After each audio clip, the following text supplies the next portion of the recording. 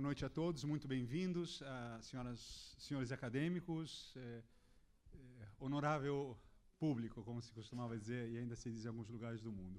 Muito bem-vindos. Hoje damos continuidade a esse importante ciclo das presenças fundamentais, como Ana Maria Machado intitulou esse encontro. A primeira mesa de beleza contundente foi aquela pronunciada a semana passada pelo acadêmico Domingos Proença Filho, sobre o lugar de Machado na literatura brasileira, um percurso sinuoso e luminoso. Hoje nós temos a alegria de ouvir justamente o nosso querido acadêmico Evaldo Cabral de Melo, cujo título de palestra é Nabuco, uma visão do passado brasileiro. Evaldo Cabral de Melo nasceu no Recife, num ano que eu não consigo ler aqui. 36. Ah, é 36? Ok, mas... Silicet placet, está bem, 36. Após o curso ginasial e clássico naquela cidade, estudou em Madrid, graças a uma bolsa do antigo Instituto de Cultura Hispânica, que obteve de seu amigo Eduardo Portela, saudoso acadêmico e amigo, e seguiu depois para Londres. Pela sua formação intelectual, é especialmente devedor a Gonçalves de Melo e a Gilberto Freire. Em 1960, integrou o Instituto Rio Branco e 2 anos depois iniciou a carreira diplomática, servindo nas embaixadas do Brasil em Washington, Madrid, Paris, Lima e Barbados, nas missões em Nova York, em Genebra e nos consulados gerais em Lisboa e Marsella. Especializando-se em história regional do Nordeste, publicou várias obras sobre o período holandês, tais como Olinda Restaurada, Guerra e Açúcar no Nordeste, Rubro Veio, o imaginário da restauração pernambucana, o negócio do Brasil, Portugal dos Países Baixos e o Nordeste, Nassau, governador do Brasil holandês, o documentário intitulado O Brasil Holandês. Outras fases da história regional foram abordadas em O Norte Agrário e o Império, O Nome e o Sangue, uma parábola genealógica no Pernambuco colonial, A Fronda dos Mazombas, Nobres versus Mascates, Pernambuco, 1666 a 1715, A Ferida de Narciso. Uma coletânea de artigos está reunida em Um Imenso Portugal, História e Historiografia. Por fim, Evaldo organizou uma seleção de artigos do Padre Lopes Gama, O Carapuceiro, a obra política de Frei Caneca e o essencial Joaquim Nabuco, em 2010. Encerrou a carreira diplomática em 1995, e aqui eu não concordo, mas é que está escrito, e a de historiador em 2010. É uma contradição no adjetivo que será desmontada e desmoralizada agora com o brilho da palestra do acadêmico Evaldo Cabral de Melo. E apenas uma coisa afetiva, Evaldo despicienda, mas... e o meu coração exige que seja dito, eu, quando estudava História, tive a grande alegria de percorrer, e não era uma obrigação absoluta, né, incontornável, os livros de Evaldo. E uma das gratas satisfações, quando se estudava apenas marxismo sem dialética, inclusive, modo de produção, relações de produção, escrito com dificuldade, era um verdadeiro esforço mental. Evaldo com uma prosa brilhante, sonora, precisa, articulada, apaixonado pela literatura e convocando todos os seus manes literários, o que poderia parecer pouco, mas é sempre o necessário, porque a beleza não é inimiga da precisão, e muito menos a história e a literatura. Não tenho notícia que jamais tenham praticado o divórcio. Muito obrigado, Evaldo Cabral de Melo. Com a palavra. Obrigado, presidente, pela gentileza das referências um pouco excessivas, um pouco otimistas. Discordo. Proponho-me a ocupar-me de 2 obras fundamentais de Joaquim Nabuco, O Abolicionismo e o Estadista do Império, sugerindo as conexões entre ambas, a despeito de que, reduzidas em períodos diversos de sua existência, elas podem parecer, à primeira vista, serem mutuamente estranhas ou até opostas. Na perspectiva puramente biográfica, elas têm em comum o fato de serem o produto do ostracismo político. O abolicionismo, de sua estada em Londres em 1883, quando purgava a derrota parlamentar das primeiras eleições diretas da nossa história, e um estadista do Império à raiz da proclamação da República, que lhe proporcionaria 10 longos anos de produção intelectual. Na preparação de O Abolicionismo, Nabuco trabalhou cotidianamente no Museu Britânico, assim como já fizera o autor de O Capital, com quem poderia haver cruzado não houvesse Marx falecido há pouco. Na produção de Um Estadista do Império, Nabuco se valeu do arquivo paterno e das publicações do Segundo Reinado, bem como da sua condição de frequentador do que ele mesmo denominou de Soirée de São Petersburgo, título do livro famoso de José de Maistre, Vizinhos da rua Marquês de Olinda, 3 pernambucanos, Nabuco, João Alfredo Correia de Oliveira e Francisco de Carvalho Soares Brandão, ex-ministro e ex-senador do Império, enchiam suas noites desocupadas, trocando intermináveis reminiscências de suas carreiras políticas sob o regime recém-abolido, numa atmosfera nostálgica do passado recente e pessimista do futuro imediato. Tratemos, pois, de fazer a ponte entre o abolicionismo e o estadista do Império, entre o exílio em Londres e o exílio em Botafogo. Ou, dito de outro modo, ler a biografia do pai contra o pano de fundo da crítica do filho ao sistema escravocrata. Para compreender a importância do abolicionismo, cumpre fazer de início uma qualificação importante. Ele não tem ambição teórica inerente a um livro de sociologia, nem se considera tal. Nabuco dedicou-se apenas a produzir uma obra de propaganda. Daí que, por um lado, sua visão da sociedade brasileira teve de ser vazada numa prosa de feitio literário ou até jornalístico, sem pretensões científicas ou preocupações terminológicas. Por outro, que o autor não aprofundou a análise do sistema de mediações entre o regime servil e os demais fenômenos da nossa formação histórica, não escapando, portanto, a certo reducionismo. Ao que se saiba, Nabuco tampouco jamais cogitou de dar à sua obra o desenvolvimento que ela comportava, capaz de conferir idoneidade científica aos olhos do nosso modestíssimo establishment sociológico da época. Destarte, na sociologia brasileira, o abolicionismo jamais desfrutou do status privilegiado que desfruta, digamos, os sertões, embora o escopo da análise de Euclides não seja nacional, mas regional. De os sertões, cumpre também assinalar que tanto se apegou às teorias sociológicas da Europa de finais do século XIX, que correu o risco de envelhecer com elas. As novidades científicas, doutrinárias ou estéticas, costumam cobrar um alto preço àqueles que as adotam por espírito de sistema. No caso de Euclides, como no de outros autores, o dernier cri sociológico os desviou de veredas posteriormente reputadas mais promissoras, como era do modelo, implícito em abolicionismo, baseado não no meio físico ou na raça, mas na forma da organização econômica e social. É inegável que, comparado a Euclides, cuja prosa lhe dava a impressão de ser escrita com um cipó, Nabuco estava relativamente desinformado das tendências predominantes na sociologia europeia, ou do que se julgava no Brasil serem elas, pois as que inspiraram a concepção dos sertões tampouco eram rigorosamente novas quando ele foi redigido. Nos derradeiros anos de 1800, Buckle ou Taine haviam ficado para trás. Um Tönnies ou um Durkheim eram os gurus da nova sociologia que se elaborava na Alemanha e na França, às vésperas do aparecimento do gênio de Max Weber. Graças a essa relativa desinformação teórica, Nabuco escapou ao destino de escrever um livro destinado ao envelhecimento precoce, como aconteceu com tanta produção parasociológica do tempo da República Velha. Nas artes, como nas ciências humanas, certo grau, não diria de arcaísmo, mas de desatualização, pode ser saudável.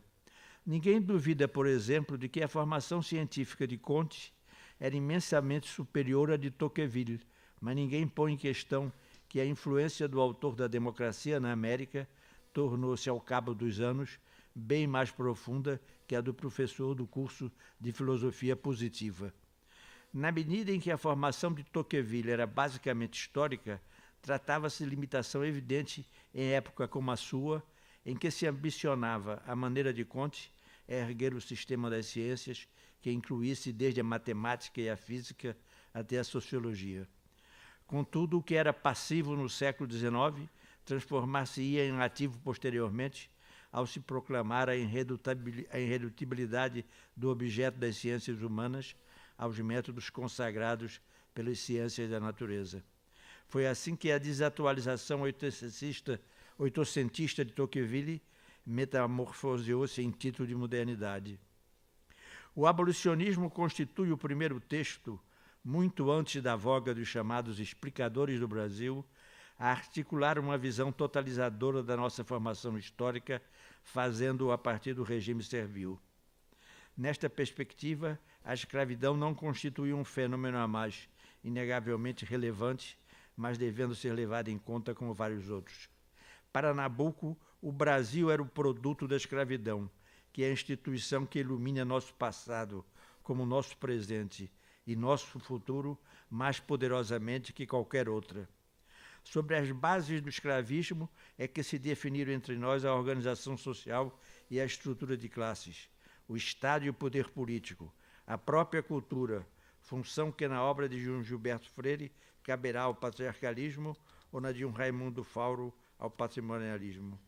É assim que Nabuco contrasta a escravidão norte-americana com a brasileira, para concluir que é contrário dos Estados Unidos, onde a escravidão não afetara a constituição social toda, no Brasil a circulação geral, desde as grandes artérias até os vasos capilares, serve de canal às mesmas impurezas. Com referência à escravidão, definiram-se inclusive os grupos e as classes que inclusive viviam à sua margem, como a população livre mais pobre dos lavradores que não são proprietários, dos meeiros, dos moradores do campo e do sertão. Definiram-se atividades que não lhe estavam diretamente ligadas ou ocupavam diferente espaço físico, como a criação de gado no interior do Nordeste ou na campanha gaúcha, mas que tinham seu principal mercado nas aglomerações de mão de obra escrava das cidades, fazendas de café e engenhos de açúcar. Devido à presença asfixiante do trabalho escravo, retardara-se entre nós o desenvolvimento das classes operárias. A escravidão impedira igualmente, em benefício dos imigrantes portugueses, a nacionalização do comércio a retalho. Quanto ao grande comércio, não passava, dizia Nabuco, de um prolongamento da escravidão, ou antes, o mecanismo pelo qual a carne humana é convertida em ouro e circula, dentro e fora do país, sob a forma de letras de câmbio. Através da usura, a escravidão reduzira o fazendeiro de café ou o senhor de engenho ao empregado agrícola que o comissário ou acionista de banco tem no interior para fazer o seu dinheiro render acima de 12%. Dos proventos da escravidão viviam as profissões liberais. O próprio Estado não poderia ser compreendido sem referência à função de absorver, pelo emprego público, os representantes da ordem escravocrata que não encontravam meio de vida no setor privado. O funcionalismo público era, com efeito, segundo Nabuco, o viveiro político, o asilo dos descendentes das antigas famílias que ela arruinara, como, exemplo que não ocorreu a Nabuco, a grande diáspora dos bacharéis nortistas, que no decurso do segundo reinado espalhara-se pelas províncias do sul em busca dos cargos de magistratura. Asseverava Nabuco, faça-se uma lista dos nossos estadistas pobres, de primeira e segunda ordem, que resolveram o seu problema individual pelo casamento rico, isto é, na maior parte dos casos, tornando-se humildes clientes da escravidão, e outra dos que o resolveram pela acumulação de cargos públicos, e ter-se-ão nessas duas listas os nomes de quase todos eles. A relação funcional entre a escravidão e o Estado, Nabuco a resumiu numa conferência pronunciada no Recife, uma das páginas mais esclarecedoras que já se escreveram sobre o segundo reinado, e que cito a seguir. A lavoura, porém, não sustenta somente os que lhe emprestam dinheiro a altos juros. Sustenta diretamente a sua clientela, que a serve nas capitais. Isso não é tudo e é normal. Mas o Estado tem um aparelho especial chamado apólice, do que os bancos são as ventosas para sugar o que reste à lavoura de lucro líquido. Essas sobras ele as distribui pelo seu exército de funcionários, os quais, por sua vez, sustentam a numerosa dependência de todas as classes. Temos assim que a lavoura, pelo pagamento de juros, pelo pagamento de serviços e pelos empréstimos incessantes que faz ao Estado, sustenta todo esse número imenso de famílias que absorvem a nossa importação e pagam os impostos diretos. De modo que, se o Estado amanhã fosse à falência, ver-se-ia que ele tem estado a tomar os lucros da escravidão aos que produzem para distribuí-los entre os que ele impede de produzir. Por outro lado, ao frustrado desenvolvimento de classes e grupos atuantes, isto é, ao aniquilar a possibilidade de uma estrutura pluralista, a escravidão tornou o sistema político do Segundo Reinado insensível a reivindicações sociais, graças também ao poder pessoal do imperador, o que constitui um traço fundamental do sistema de cooptação em que a máquina estatal funciona de modo relativamente impermeável às pressões vindas seja de classe, seja de regiões. Contudo, ao fazê-lo, a escravidão condenava-se como forma de organização econômica, pois será precisamente este desequilíbrio entre Estado e sociedade que habilitará a coroa a desferir os golpes que puseram o regime servil por terra, especialmente a Lei Rio Branco, cuja inspiração não partiu, como se dera com a abolição do tráfico em 1850, por pressão inglesa, mas como as leis Dantas e João Alfredo, do encorajamento discreto e contínuo do próprio imperador. É a relativa autonomia do sistema político produzido pela escravidão que habilitará a coroa a aliar-se, desde 1880, a grupos sociais substancialmente menos poderosos em termos socioeconômicos do que os interesses escravocratas e do comércio de exportação a estes ligados.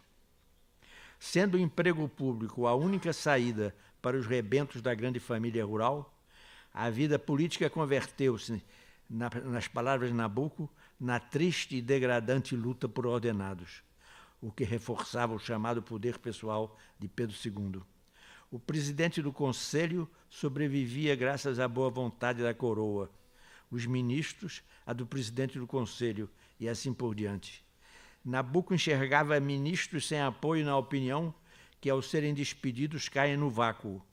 Presidentes do Conselho que vivem noite e dia a prescrutar o pensamento esotérico do imperador.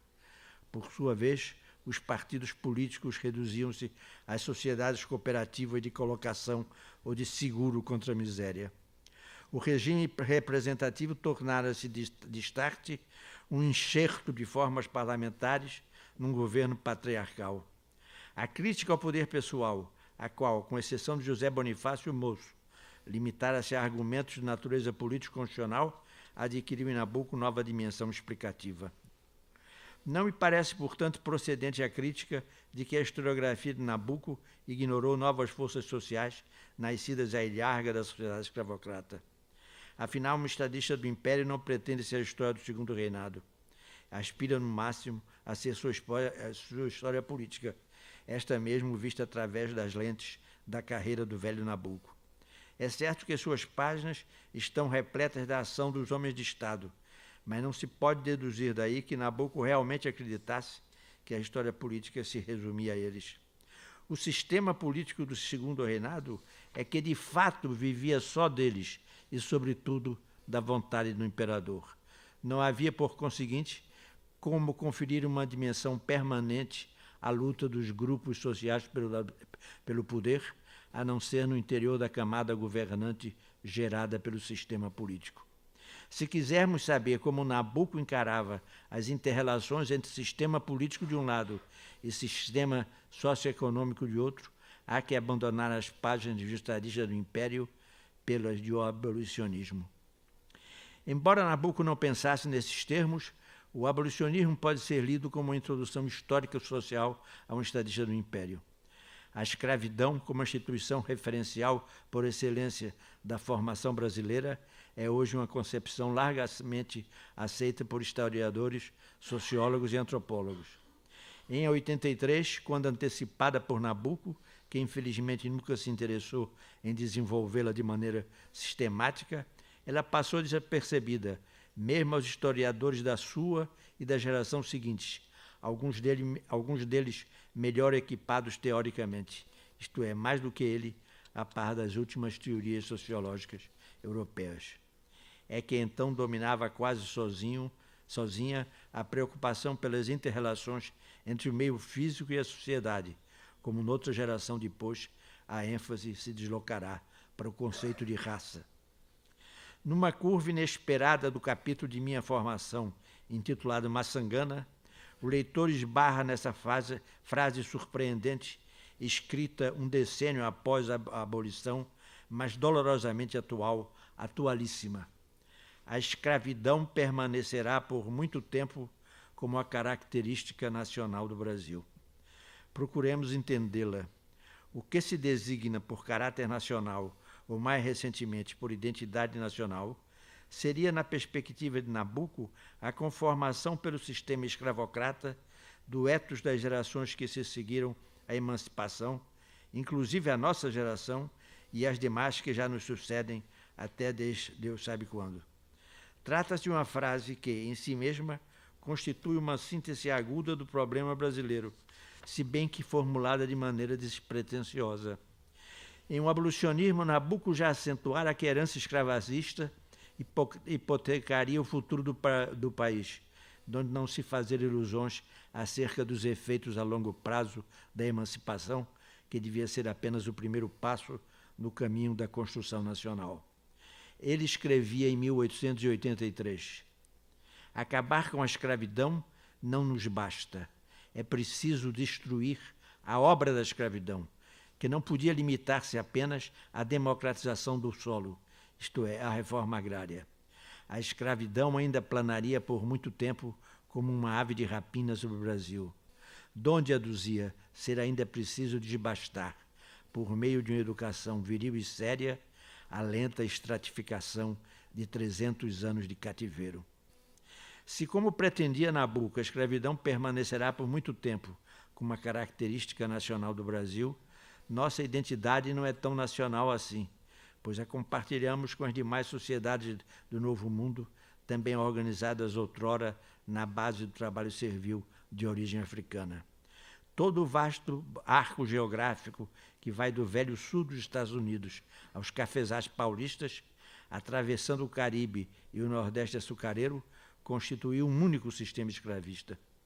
Ainda hoje, o parentesco supranacional entre essas regiões, como que se sobrepõe às variações culturais decorrentes dos sistemas coloniais europeus, das comunidades indígenas originais e das matrizes africanas da mão de obra servil.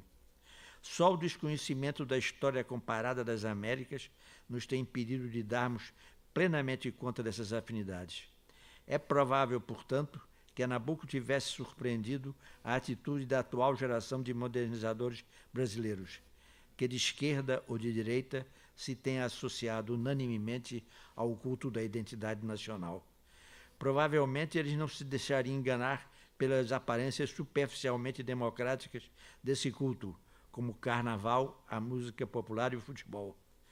Tal obsessão identitária ele a teria provavelmente encarado como o último e patético soluço da nossa antiga sociedade escravocrata. Esse culto da identidade nacional mesmerizou os brasileiros deste início de milênio, manifestando-se com estridência e exibicionismo ingênuo. Ele nos habilita a trocar nossos antigos complexos de inferioridade nacional pelos seus opostos. Mas cumpre não esquecer que a história menos recente desse modismo esteve originalmente associada aos regimes totalitários da Segunda Guerra Mundial. O nazismo preferia falar de raça, mas é evidente que na sua ideologia a raça era a base da identidade alemã, donde a obstinação com que seus teóricos se dedicaram ao estudo do que reputavam seu texto fundador, a Germânia de Tácito.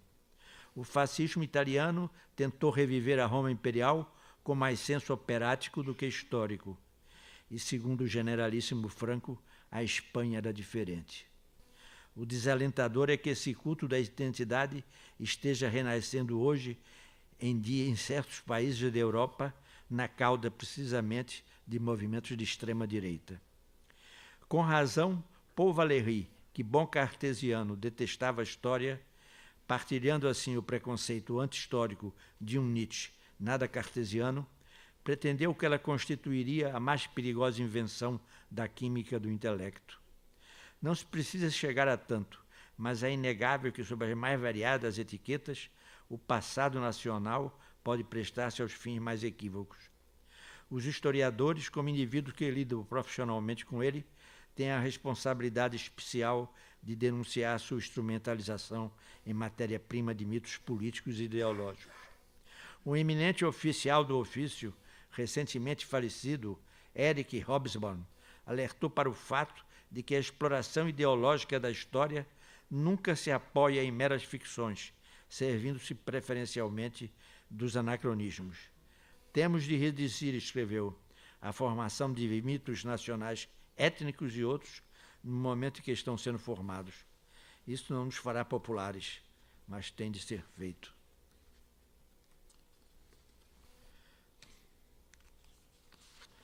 Devido à sua natureza de obra de propaganda, o abolicionismo tornou-se mais ou menos esquecido, tão logo alcançado o objetivo para o qual for escrito. Grosso modo, pode-se afirmar que, durante a República Velha, nossa produção sociológica esteve obsedada pela questão do Estado Nacional e das instituições políticas de um lado e de outro pelo problema do meio físico e da raça.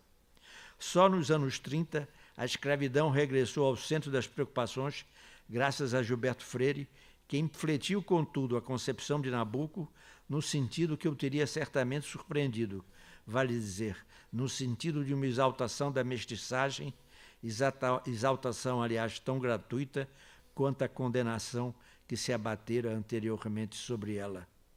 Nos dias atuais, quando as macroexplicações do passado brasileiro perderam fôlego, como ocorre com qualquer gênero, inclusive os sociológicos, e em que os epígonos se afastam em glosar interminavelmente nossa identidade nacional, como se ela fosse uma entidade metafísica e não uma mera criação do século XX, cumpre reler o abolicionismo em conexão com o estadista do Império e com os discursos da campanha eleitoral de 1884.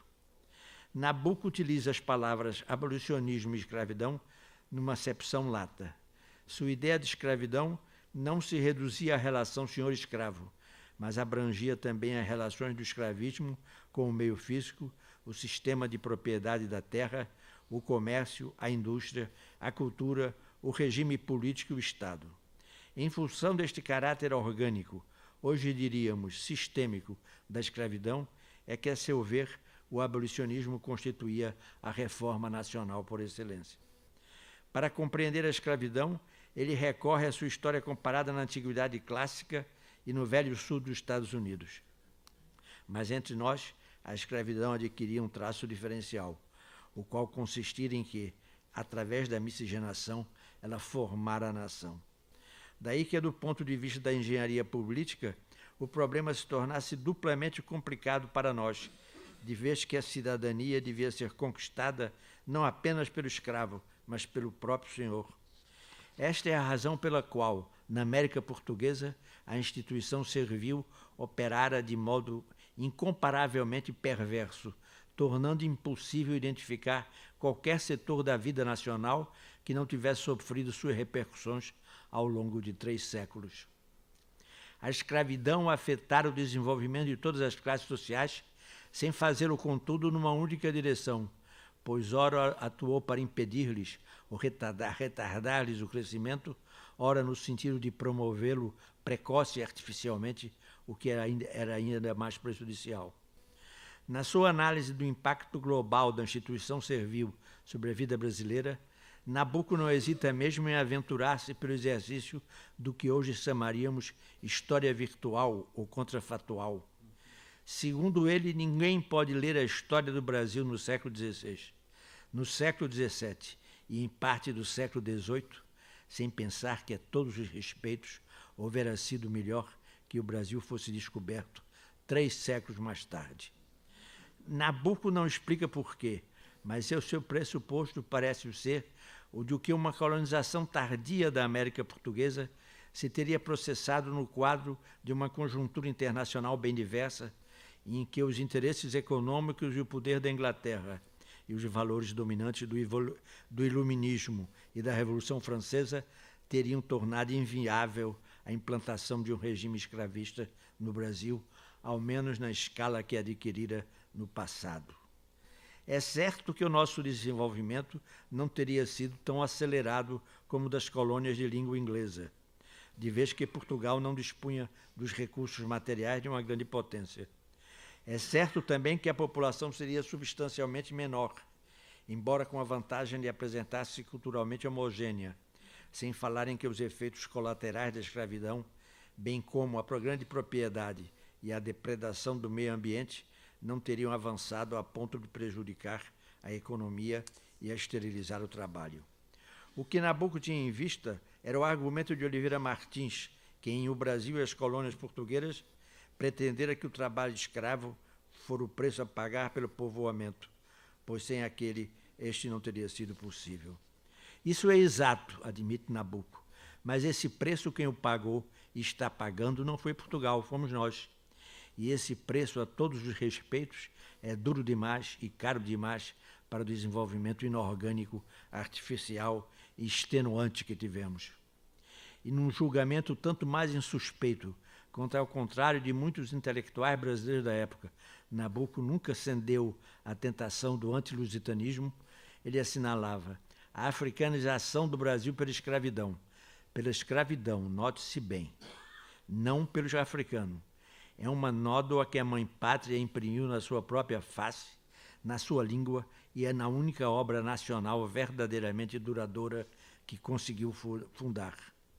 Poder-se-ia supor que sem a escravidão e sem a economia monocultora de que fora a base, o Brasil teria sido perdido para sempre por Portugal, de vez que não lhe teria sido possível repelir os ataques externos, como durante a Guerra Holandesa, mas é provável que ele estivesse crescendo sadio, forte e viril, como o Canadá e a Austrália, escreve Nabuco. Ao contrário também da grande maioria dos brasileiros cultos do seu tempo, Nabuco tampouco acreditava no argumento da inadaptação do europeu aos trópicos.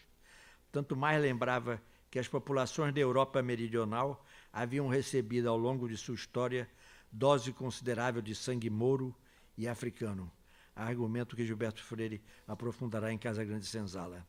E Nabuco concluía: ninguém pode dizer o que teria sido a história se acontecesse o contrário do que aconteceu, de vez que entre um Brasil holandês ou francês, explorado por mão de obra escrava, e um Brasil português igualmente escravocrata, ninguém sabe o que teria sido melhor.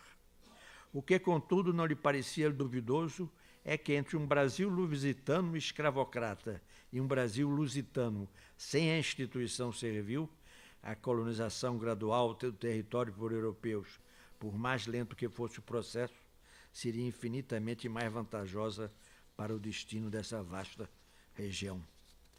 Nabuco examina outro par de alternativas que, à primeira vista, poderia parecer acadêmico, mas que ilustra uma vantagem a mais da sua desatualização relativamente às teorias raciais em voga naquela altura. Escreve ele: entre o Brasil explorado por meio de africanos livres por Portugal e o mesmo Brasil explorado com escravos também por portugueses, o primeiro a esta hora seria uma nação muito mais robusta do que o último. É sabido que a doutrina da desigualdade inata entre as raças exerceu duradoura influência sobre o pensamento brasileiro dos finais do Segundo Reinado e no recurso da República Velha. Ela forneceu as bases reputadas científicas para nossas atitudes modernizadoras até a publicação de Casagrande Senzala nos anos 30 do século XX. Nabuco, porém, nunca embarcou nessa canoa, embora sua oposição ao frustrado plano de imigração chinesa do gabinete Sinimbu possa insinuar uma dúvida a respeito. Tanto em o abolicionismo quanto nos discursos de campanha eleitoral no Recife, o essencial para ele não é a raça, mas a organização social. Já vimos que, ao se referir à africanização do Brasil, Nabuco tivera o cuidado de acrescentar a qualificação pela escravidão. É certo que, no outro trecho, ele assinala que muitas das influências da escravidão podem ser atribuídas à raça. Mas, quando examinamos os exemplos que dá, constata-se que a palavra raça é empregada sem rigor conceitual, desleixadamente, pois se é que ela possa jamais ser empregada de maneira precisa. A prova é que Nabucco enumera, sob essa etiqueta, características que hoje seriam reputadas de natureza cultural, como a influência da religiosidade africana ou a corrupção da língua portuguesa através da escravidão doméstica. O ceticismo com que Nabucco encarou a eficácia das reformas políticas dos finais do Segundo Reinado decorria da convicção de que, devido ao regime escravocrata e instituições ancilares, tais reformas estavam fadadas a produzir efeitos perversos. Da Lei Saraiva, que criara o voto direto para conferir representatividade ao sistema político, resultara apenas o crescimento da participação escravocrata no parlamento do Império, convertido agora no que Nabucco chamou de um verdadeiro congresso agrícola. A revisão dos métodos de recrutamento, que visara podar a influência dos grandes proprietários sobre as camadas livres da população, dera apenas lugar ao serviço obrigatório da enxada. Após haver criado o mercado de escravos, o regime serviu inventar o mercado de leitores. O abolicionismo pode ser lido como introdução sociológica a um estadista do Império, já disse. É certo que a biografia tende a dar à ação individual um relevo excessivo que nas memórias pode atingir a megalomania ou a tentativa pura e simples de reescrever a história a seu bel prazer. Sem chegar a este extremo, há que reconhecer que a superestimação do indivíduo é inerente a tais gêneros. Nabucco, porém, não se limitou à narração de uma existência. Sua obra corresponde ao gênero biográfico do Life and Times, que se vinha difundindo nos países de língua inglesa. Nas páginas de um estadista do Império, a ênfase na ação dos políticos do Segundo Reinado não resulta das preferências pessoais ou políticas de Nabucco, mas do fato bem conhecido de que o regime constituiu o que se designa por sistema de cooptação. É sabido que seu traço fundamental reside precisamente em que a participação política é controlada de cima para baixo, eliminando-se ou atenuando-se a pressão dos interesses de família, classe e região. Para usar a terminologia da antiga filosofia política, ressuscitada há anos, o Estado predomina sobre a sociedade civil, molda a seu talante, impedindo-a desenvolver-se na direção de um sistema autenticamente representativo. Por conseguinte, Nabucco tinha necessariamente de atribuir lugar modesto às forças que ou não atuavam sobre o Estado ou que eram atuadas mais do que atuantes. Quando essas forças irromperam, nas raríssimas ocasiões em que o jogo político extrapolou seus limites, Nabucco as trouxe para o palco. Um exemplo é sua análise da Revolução Praeira ocorrida em Pernambuco em 1848-1849. Quando um estadista do Império saiu do prelo no decurso do primeiro decênio do regime republicano, a praeira ainda era encarada com desinteresse ou hostilidade. O próprio Nunes Machado ficara ignorado pelos liberais fluminenses, que capitanearam nas eleições de 1848, antes de regressar a Pernambuco para o sacrifício final. Quanto a Pedro Ivo, seu nome só perdurara na poesia condoreira. O federalismo de 1891 não abalara a velha concepção saquarema, segundo a qual as rebeliões do período regencial e da década inicial do Segundo Reinado haviam constituído movimentos anárquicos e irresponsáveis, que poderiam ter comprometido irremediavelmente a unidade nacional, feita no Centro-Sul e para o Centro-Sul, se não fosse a sabedoria política dos Eusébios, Paulinos e Rodrigues Torres. Essa concepção estritamente fluminense e imperial impedia de enxergar nas revoltas regionais mais do que a expressão de interesses locais, como se o interesse local fosse necessariamente ilegítimo, e do gosto pela turbulência, sem perceber o que esses movimentos representaram como reação dos Brasis ao processo desencadeado desde 1808 pela transplantação do aparato estatal português. É certo que Nabucco tampouco escapou à ditadura da versão saquarema da nossa história política, mas não é menos verdade que o capítulo de um estadista do Império que dedicou ao período regencial é seguramente muito mais compreensivo do que tudo que se escreveu desde então a respeito daqueles anos. O tratamento que Nabuco dispensou à praeira nos deve, por conseguinte, pôr de sobreaviso contra as suspeitas de elitismo levantadas contra a obra. A historiografia recente veio confirmar, embora extremando-a, a leitura que Nabuco avançou não só acerca daquela rebelião, como também da estabilidade política em Pernambuco durante toda a primeira metade do século XIX. Por trás do movimento praeiro, eis o ódio visceral, hereditário, da plebe recifense pelos portugueses, como por trás de Teófilo Otoni, nas eleições de 1860 no Rio, está o furacão político que o transporta, a maré democrática que volta a subir, especialmente aqui no Rio, graças ao entusiasmo popular e estudantil e ao comércio que financiara a campanha eleitoral. Finalmente, por trás do baque da monarquia em 89, está o negocismo desenfreado, a advocacia administrativa a viver do orçamento e a lucrar através das subvenções, fornecimentos, emissões, empréstimos, garantias de juro, contratos de estradas de ferro de engenhos centrais e da imigração estrangeira. Neste passo, Nabuco reporta-se a irrupção de novas forças que tendiam a subverter ou mesmo a destruir a relativa autonomia do jogo político. Narrando os últimos anos do segundo reinado, que viveu como deputado de Pernambuco, ele acentuou, cito, a política propriamente dita perdia importância, ao passo que deixava desenvolver-se à sua custa o germe invasor que a devia matar. Subordinava-se à função de servir a uma plutocracia tão artificial quanto efêmera, afetando essa sua criação de um dia, tarifas de alfândega, impostos, papel moeda, crédito público.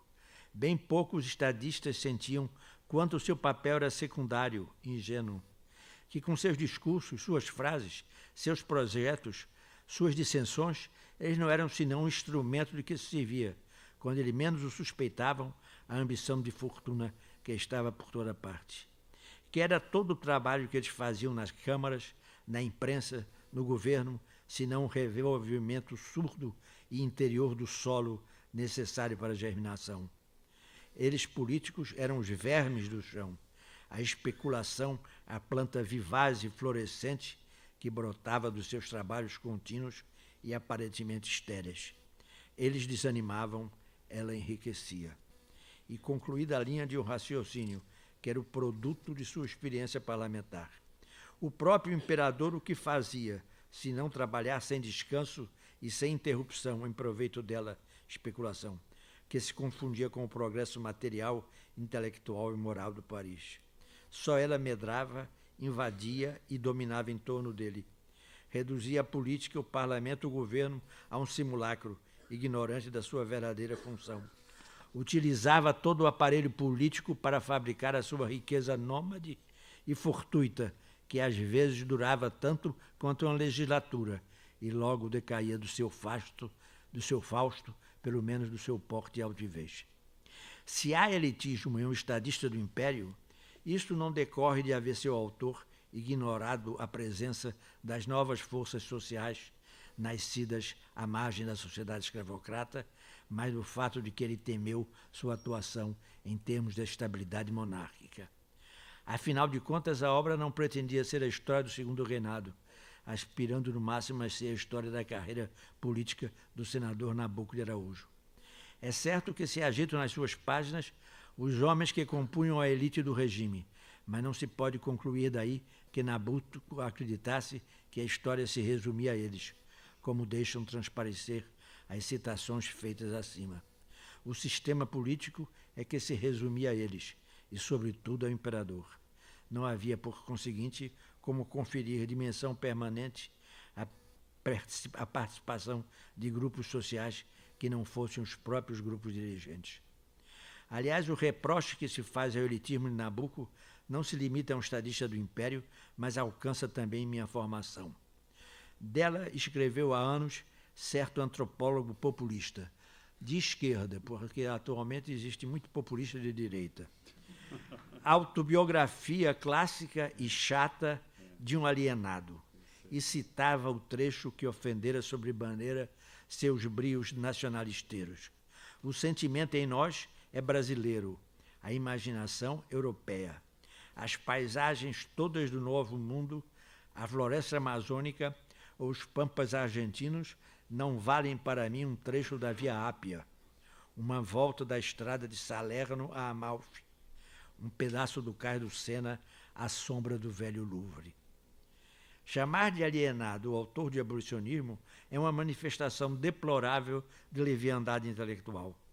Para quem acredita que, populista ou não nas suas opções políticas, o essencial da atividade de um antropólogo reside na capacidade de compreender valores culturais diversos do seu, a afirmação destoa claramente das regras do ofício. Temos o direito de esperar de um antropólogo que, em vez de reservar sua empatia às tribos indígenas, a aplicasse também a um autor brasileiro de finais de 800, que, à maneira de muitos dos seus compatriotas, preferia espontaneamente a visão de uma paisagem europeia. Mas a compreensão dos antropólogos parece, por vezes, estranhamente especializada. E a isto não escapam sequer os mestres do ofício, como Lévi-Strauss, que, havendo também reservado a sua para as sociedades primitivas do Brasil Central, descreveu o círculo de intelectuais paulistas, com que privou nos anos 30, com impertinência bem pouco antropológica, de um intelectual da Rive Gauche. A preferência de Nabucco por certas paisagens europeias é um gênero de emoção estética tão legítima quanto sua contrária, a admiração pelo espetáculo da natureza virgem ou quase intocada pelo trabalho humano. Daí que, em termos estritamente brasileiros, o poeta Joaquim Cardoso preferisse a visão do alto da Sé de Olinda, no começo do verão, à visão dos Campos Gerais de Guimarães Rosa. Na verdade, Nabucco não foi carente de tais emoções brasileiríssimas. Bastaria lembrar outro trecho de minha formação, que o nosso antropólogo aparentemente não leu, como aquele onde revela que, havendo contemplado a criação de Miguel Ângelo e a de Rafael, não lograva dar a nenhuma o relevo interior do primeiro paraíso que fizeram passar diante dos meus olhos em um vestígio de antigo mistério popular, provavelmente na capela do engenho onde se criara. Havendo escutado Ângelos em plena campanha romana, seu muezzin íntimo, seu milé inalterável, continuou a ser o toque do sino da Casa Grande de Maçangana, convocando os escravos para a ladainha diária. Malgrado a travessia repetida do Atlântico, a imagem do oceano que se lhe gravou na retina ficou sendo sempre a da primeira vaga que se levantou diante de mim, verde e transparente como um biombo de esmeralda, no dia em que, excursionando a certa praia das redondezas do Engenho da Madrinha, recebeu a revelação súbita, fulminante, da terra líquida e movente.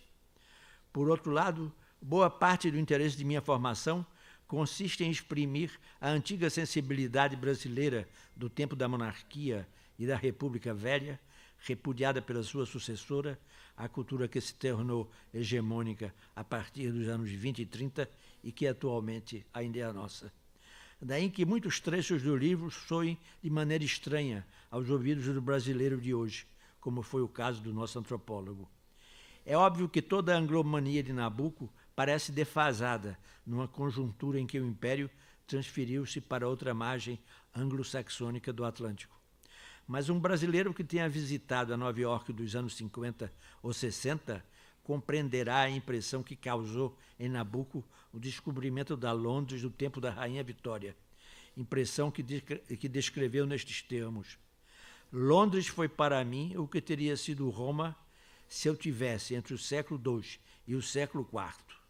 E um dia, se eu vivesse entre o século II e o século IV, e um dia, transportado da minha aldeia transalpina ou do fundo da África romana para o alto do Palatino, vi-se desenrolar-se a meus pés o mar de ouro e bronze dos telhados das basílicas, circos, teatros, termas e palácios.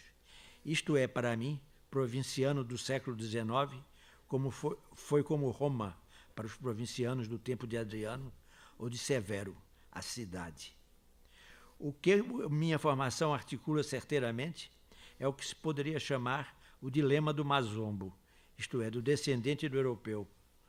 Nas palavras de Nabucco, nós brasileiros, o mesmo pode-se dizer dos outros povos americanos, pertencemos à América pelo sedimento novo, flutuante do nosso espírito, e à Europa por suas camadas estratificadas. Desde que temos a menor cultura, começa o predomínio desta sobre aquele. Ambivalência que não foi só latino-americana. Se os Estados Unidos da segunda metade do século XIX produziram Mark Twain ou Walt Whitman, também contaram com certos intelectuais, geralmente da costa leste, a exemplo de Henry James, que conheceram igualmente o mesmo dilema. Dessa contradição nascia, segundo Nabucco, a mais terrível das instabilidades. A explicação, diz Nabucco, é mais delicada e mais profunda. É a atração de afinidades esquecidas, mas não apagadas, que estão em nós, da nossa comum origem europeia.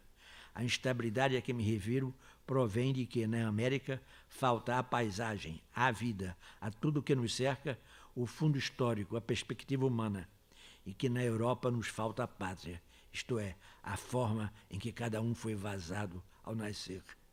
E numa antecipação do personagem sul-americano da novela de Valéry Larbot, Nabucco encapsula: de um lado do mar, sente-se a ausência do mundo, do outro, a ausência do país. E aduzia: não quero dizer que haja duas humanidades, a alta e a baixa, que nós sejamos desta última. Talvez a humanidade se renove um dia pelos seus galhos americanos. Mas no século em que vivemos, o espírito humano, que é um só e terrivelmente centralista, está do outro lado do Atlântico. O novo mundo, para tudo que é imaginação estética ou histórica, é uma verdadeira solidão. Ora, sem compreender esse dilema do Mazombo, é a própria cultura brasileira dos nossos dias que se torna ininteligível, pois ela foi deliberadamente criada com vistas a criar nossa grande ferida narcisista mediante a invenção, desde a década de 1920, de uma identidade destinada a romper com a Europa. O predomínio dos valores herdados do modernismo simplesmente nos impede de imaginar, graças à fórmula simplista que a estigmatiza como alienação, outra sensibilidade que não seja consagrada a partir dos últimos 100 anos. Muito obrigado. Maravilhoso, Evaldo. Maravilhoso.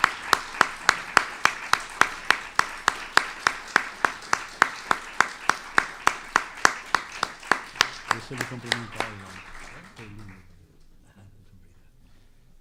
Foi uma aula realmente extraordinária sobre todo e qualquer aspecto, de modo especial porque algumas teses de Evaldo reaparecem aqui com muita intensidade. Por exemplo, a pluralidade de projetos para o Brasil do século XIX e a visão em relação aos próprios Saquaremas e as propostas de uma nova construção. Por outro lado, também muito interessante, na perspectiva de Brodel, da longa duração, o fato da atualidade de Nabucco, pelo tempo estrutural, que é um tempo mais longo e que, portanto, abrange proximidades talvez antes impensáveis, senão na perspectiva da longa duração. Mas não apenas a isso que se limitou, mas numa perspectiva também muito interessante do desconhecimento, do dernier cri, ou do dernier bateau, como se dizia no século XIX, e que era preciso importar com ideias fora do lugar ou dentro do lugar, com um decalagem estranho muitas vezes, e que, portanto, deu a Nabucco, esse não saber, uma liberdade profunda do conhecimento.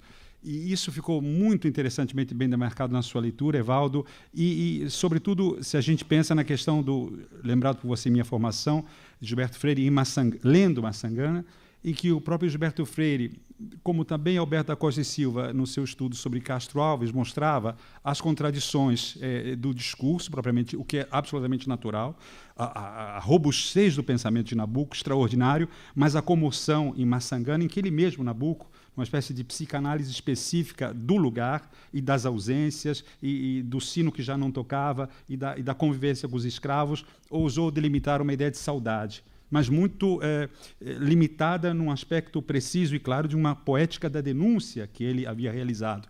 E, no entanto, de fato, Gilberto Freire aprofunda, para outro lado, esse aspecto muito bem ressaltado pelo Evaldo, em termos de uma construção bastante distinta daquela de Nabucco, justamente ele, Gilberto, que se considerava um herdeiro, e de fato foi em inúmeros aspectos, mas também nas reverberações que nem sempre coincidiam com aquelas de Gilberto Freire, relendo, por exemplo, Massangana, e não apenas Massangana, mas de modo especial o abolicionismo. E aí duas coisas, e termino, que me deixaram a refletir, não é? Sobre tudo isso que nós ouvimos de você, com tamanho brilho, inteligência, densidade, profundidade e crítica literária, tudo colocado junto, e sobretudo na meta-história, que você sempre faz, porque é preciso fazer meta-história ou metacrítica onde se analisa a história. Mas um fato extremamente interessante, e aqui termino, são dois talvez, né? Uma carta em que Nabucco escreve para Machado, contando um sonho. Como eu gostaria de ouvir uma espécie de história dos sonhos que contassem a história do Brasil através dos sonhos, como, por exemplo, um livro famoso, O Terceiro Reich dos Sonhos, em que se faz uma análise apenas daquilo que era sonhado no Terceiro Reich, e aí uma impressão realmente extraordinária, um livro que se tornou clássico. Nesse sonho, Nabucco escreve a Machado que está ao Vaticano. Chega ao Vaticano e vai falar com o Papa, e na verdade não era o Papa, era uma papisa. E ele diz assim, embaraçado no sonho que escreve a Machado: como devo tratá-la? Vossa Santidade, chame-me vossa dor, diz Nabucco.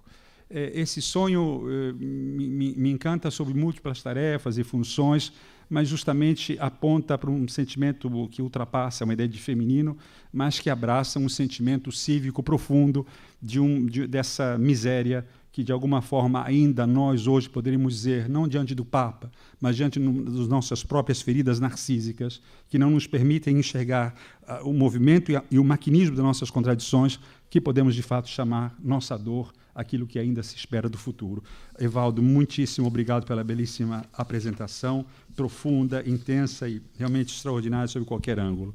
Eu aproveito para convidar todos para a próxima conferência, no dia 4 de abril, quinta-feira, às 5h30 da tarde. O acadêmico Celso Laffer pronunciará Rui Barbosa, 170 anos, dimensão da atualidade do seu percurso, e assim terminamos esse ciclo mais curto, mas não menos intenso. Muito obrigado a todos, boa noite. Evaldo, você é danado.